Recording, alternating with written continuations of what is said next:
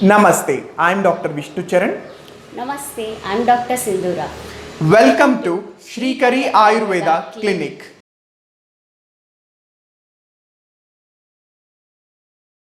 In this video, we are going to discuss about a famous formulation which is favorite to Ayurveda students, a very famous formulation renowned to Ayurveda graduates and practitioners. Even patients who are using Ayurvedic medicines are also very familiar for this preparation. It is none other than Guggulu Tiktaka Yoga. It is available as Guggulu Tiktaka Kashaya, Guggulu Tiktaka Grita and Nimbamrita Adi Taila. Though these three are different, but the ingredients and formulation is the same. Today, we are going to explore this formulation in details about the part of ingredients, preparation and clinical relevance and clinical applications.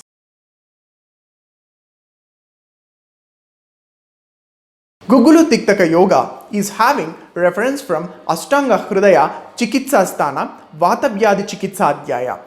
Here comes the shloka. Nimbamrita vrisha patola nidigdikanam bhagan pratak dashapalan vipachet gate apam ashtamsha sheshita rasena punaschatena prastham gritasya vipachet pichubaga kalkaihi pata vidanga suradaru gajopa kulyaha dvikcharanagara nishamisi chabya kushtaihi tejovati marichavatsaka deepyakagni rohinya rushkaravacha kanamula yuktaihi manjishtaya ativishaya vishaya yavanya samshuddha guggulu palairapi panchasankyehi tat sevitam pradamati prabalam samiram sanjasti majjagatamapyada kushtamidruk nadi vranarbuda bagandara gandamala Jatrurdva Sarvagata Gulma Gudottamehan Yakshmaruchi Shwasana Pinasa Kasa Shofa Hrit Panduroga Madavidradi Vataraktam.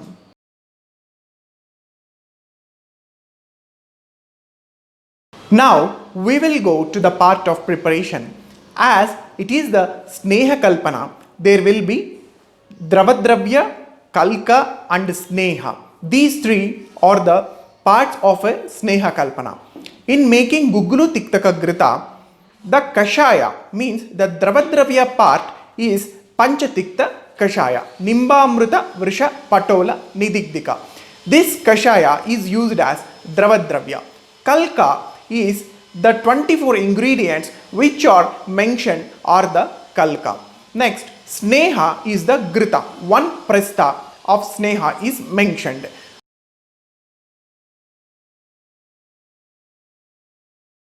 I am going to tell you about the making of Kashaya. It is very important part. The ingredients of this Kashaya are 5. They are: the first ingredient is Nimba Azadiracta indica is Dashapala 480 grams. The second ingredient is Amruta Tinosporia cordifolia is also Dashapala 480 grams. The third ingredient is Vrisha Adatoda Vasika is also Dashapala 480 grams. The fourth ingredient is Patola Trichosanthus dioicia is also 480 grams. The fifth ingredient is Nidigdika Solanum surretans, it is also 480 grams. So altogether the ingredients will be 2400 grams and water to be taken in 12.2 kgs, and the Kashaya output should be Astamsha Sheshita means 1.52 liters.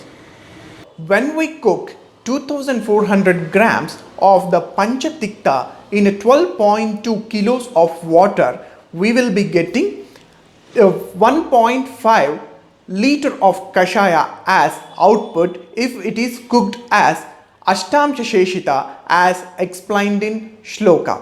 Now we will go to the part of Kalka. The ingredients are Pata Cyclia peltata, Vidanga Emblica ripes, Devadaru Cedrus deodora, Gajopakulya Syndaspes officinal, Yavakshara, Sarjakshara, Nagara Zinzibar officinalis, Nisha Curcuma longa, Mishreya Anatham sova, Chavya Piper mullesua, Kushta Sasera lappa, Tejovati means Jyotishmati Celastus paniculantis, Maricha Piper nigrum, Vatsaka Hollerena antidysentrica, Deepyaka Trachispermum ammi, Chitraka Plumbago xylanica, Rohini Picroria curro, Arushkara Semicarpus anacardium purified, Vacha Acorus calamus, Pippali Mula Piper longum, Yukta Alpinia galanga, Mangista rubia cordifolia, Ativisha aconitum heterophyllum, Visha aconitum ferox, Yavani Hyosamus niger. Quantity of Kalkadravya should be 12 grams each. On total, it will be 300 grams. And finally, Shuddha Guggulu Commiphora mucal should be added at 240 grams. After Kashaya and Kalka, next is the base material Sneha. Kaugi is the Sneha Dravya. It should be taken in the quantity of 1 prastha, which means 768 grams. The procedure is all these Dravadravya, Kalka and Gritam are to be cooked as per Gritapaka. Then we'll get the final product Guggulu Tiktaka Gritam.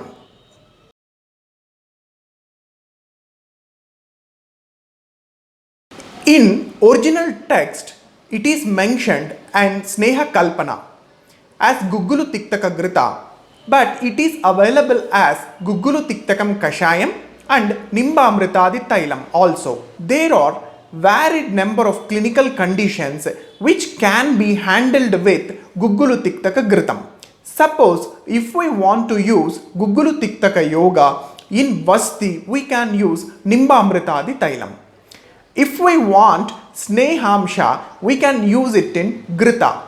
If we need more Rukshana and the patient condition demands the more Rukshana, you can opt for Guggulu Tiktaka Kashaya.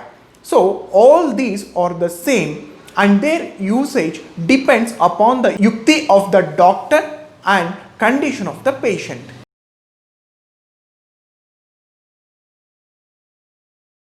Till now we have seen the preparation part of this Guggulu Tiktaka Yoga. Now we will see the clinical part of this yoga. I am going to say you the indications of Guggulu Tiktaka Yoga in relevance to the Falashruti.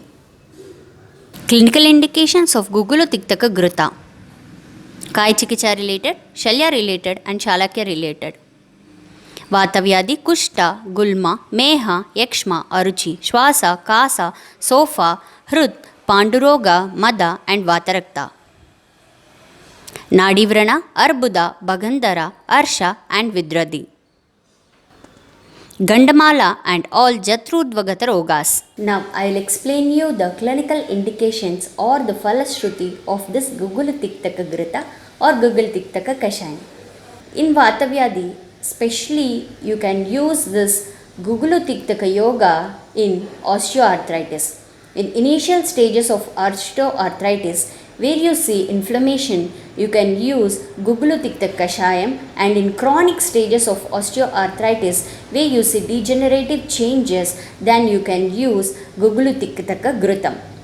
After that, clinically, we have used this Guggulu Tiktaka Grita Yoga in avascular necrosis of the femur. You can also use Guggulu Tiktaka Yoga, especially Guggulu Tiktaka Kashayam is very useful in the conditions of bursitis and tendinitis.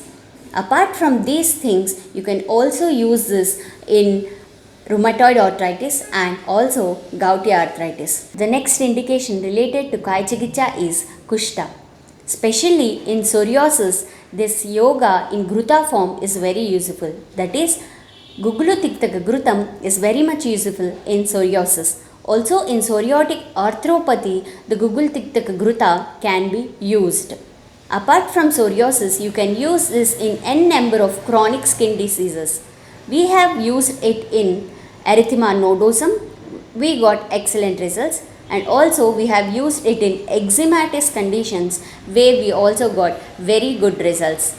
The next indication is Meha. Meha is nothing but Prameha, which can be compared with diabetes mellitus. There are different types of Meha, but if you see in diabetes mellitus, especially in Sthula Pramehi, that is in diabetes mellitus patients who are obese, we can give Guggulu Tiktaka Kashaya Yoga. Apart from this, on long-term usage of this Guggulu Tiktaka Kashayam, we see excellent results in conditions of vascular changes in diabetic patients.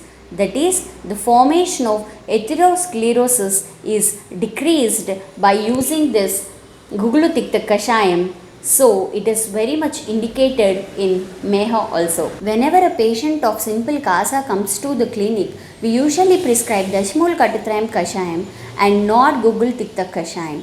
But the Acharya has given its indications as Kasa and Swasa also.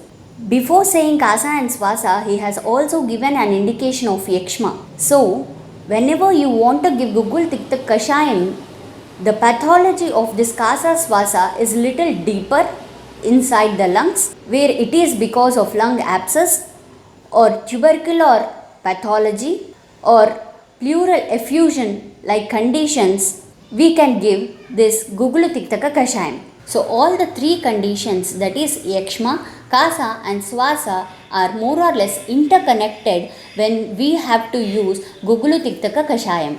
The other indication given by Acharya is Vatarakta. Vatarakta, even though cannot be completely compared with gouty arthritis or rheumatoid arthritis, the indications of Gugulu Tiktaka Kashayam and the indications of Gugulu Tiktaka Ghrutam are very well known in cases of rheumatoid arthritis and gouty arthritis also.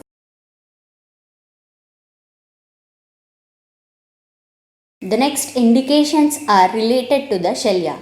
The first indication related to the Shalya is Nadivrana, where Nadivrana is either sinus fistula or pilonidal sinus.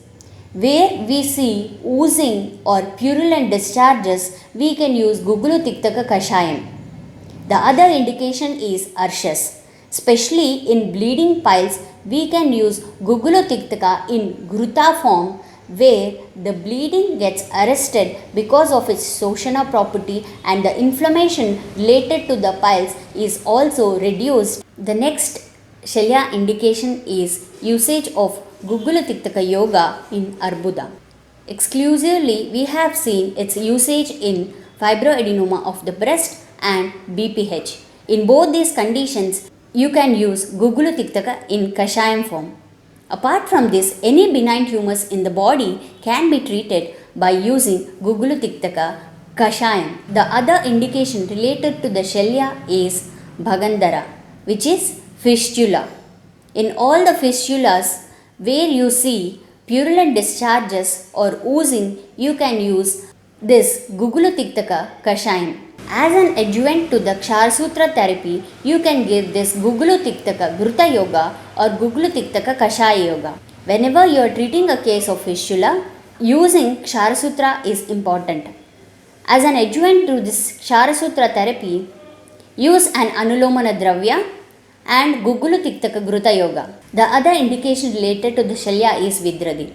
Vidradi is nothing but abscess. It is a circumscribed collection of the pus. So in those conditions, after incision and drainage, this Gugulu Tiktaka Kashayam can be used successfully. Apart from this, in all the cases of diabetic carbuncles, this Gugulu Tiktaka Kashayam can be used with excellent results. The next indications are very much related to the Shalakya. Gandamala, that is goitrous conditions. They are also the benign tumors in the thyroid gland. In these conditions, Gugulu Tiktaka in Kashaya form is very much useful, where we can see shrinkage of this goiter by using Gugulu Tiktaka Kashayam. It is also useful in conditions of hypothyroidism. When the patient is lean and recently detected with hypothyroidism, then you can use Gugulu Tiktaka Ghrutam. And when the patient is obese and the thyroid disease has become chronic, then you can use Gugulu Tiktaka Kashayam. The next indication related to the Shalakya is, Acharya has said that it is useful in all the Jatrudvagata Rogas. Especially in our practice, we have got excellent results in cases of sinusitis, nasal polyps and tonsillitis in children. Logically, this Gugulu Tiktaka Yoga is also indicated in various diseases related to Kaumarabhritya and also Stri Roga. Now I'm going to say you about the indications of this Gugulu Tiktaka Yoga, especially in Stri Roga. It is very much useful in PCOD, the major burning issue of majority of the females. Step 1, give Varunadi Kashayam, and in the later phases of the treatment, step 2, you can use Gugulu Tikta Kashayam. It also clears insulin resistance in the females who are suffering with PCOD. Also, it clears resistance related to the thyroid hormone in females.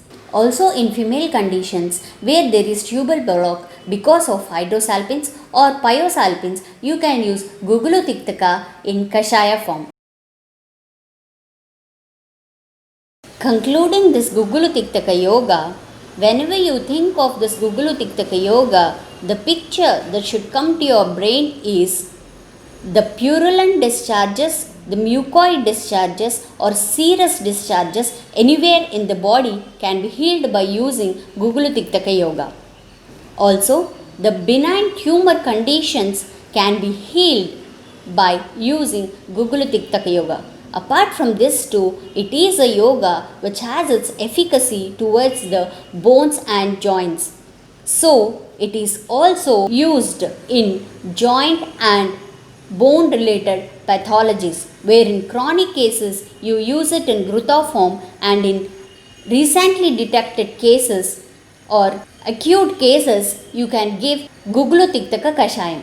This is all about the Gugulu Tiktaka Yoga. Thanks for watching the video. Namaste.